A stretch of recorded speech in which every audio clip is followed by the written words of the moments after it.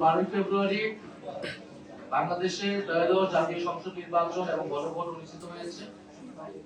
বাংলাদেশের বহুল আকাঙ্ক্ষিত নির্বাচন, গণ অভ্যুত্থানের পরবর্তী প্রথম নির্বাচন, হাজারো শহীদের রক্ত পেরিয়ে আমরা এই নির্বাচনে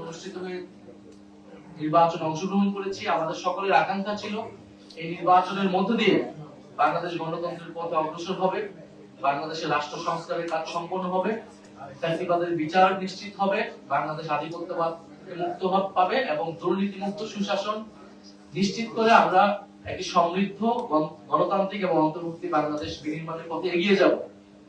কিন্তু নানা কারণে আমাদের সেই স্বপ্ন ভঙ্গ হয়েছে, আমরা আশাহত হয়েছি, নির্বাচন প্রশ্নবিদ্ধ হয়েছে। আমরা নির্বাচনকে নিয়ে আমাদের সেই পর্যালোচনাগুলো রেখেছি।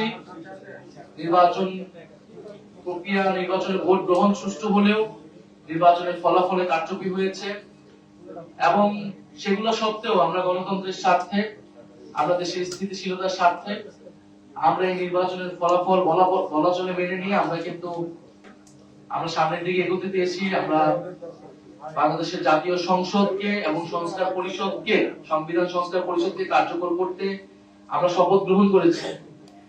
আপনারা জেনেছেন অলরেডি যে শপথ গ্রহণের প্রথম দিন, যেদিন শপথ গ্রহণ এবং মন্ত্রিসভার শপথ যেদিন গঠিত হলো, সেই দিনই কিন্তু বাংলাদেশের জনগণের সাথে, বাংলাদেশের যারা সংস্কারের জন্য প্রত্যাশী ছিল, যারা গণভোটে হ্যাঁ পক্ষে গণরায় দিয়েছে, তাদের সকলের সঙ্গে প্রতারণা করা হয়েছে।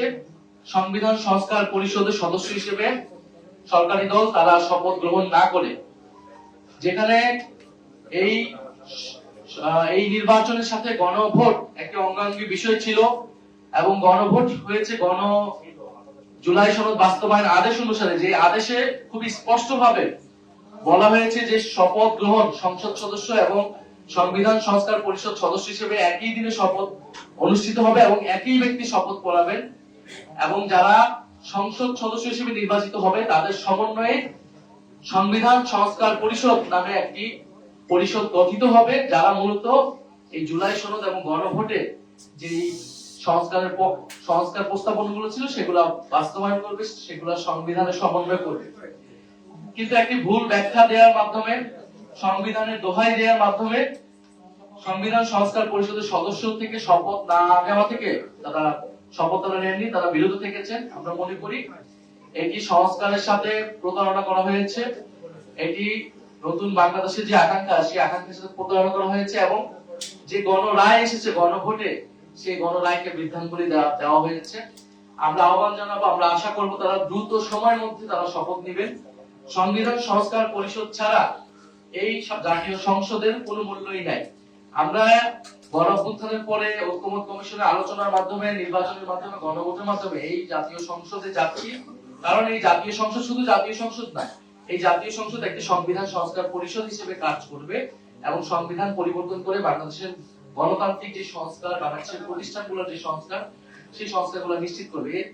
এটি না হলে বাংলাদেশ আসলে আগের বাংলাদেশই থাকবে, সেই স্বৈরতান্ত্রিক কাঠামোটি থাকবে, সে আওয়ামী শেখ হাসিনার বাংলাদেশে কিন্তু আসলে থাকবে, জাস্ট অন্য মানুষরা এই দেশটাকে, এই রাষ্ট্র যন্ত্রটাকে চালাবে। আমরা নিশ্চয়ই সেটা চাই না।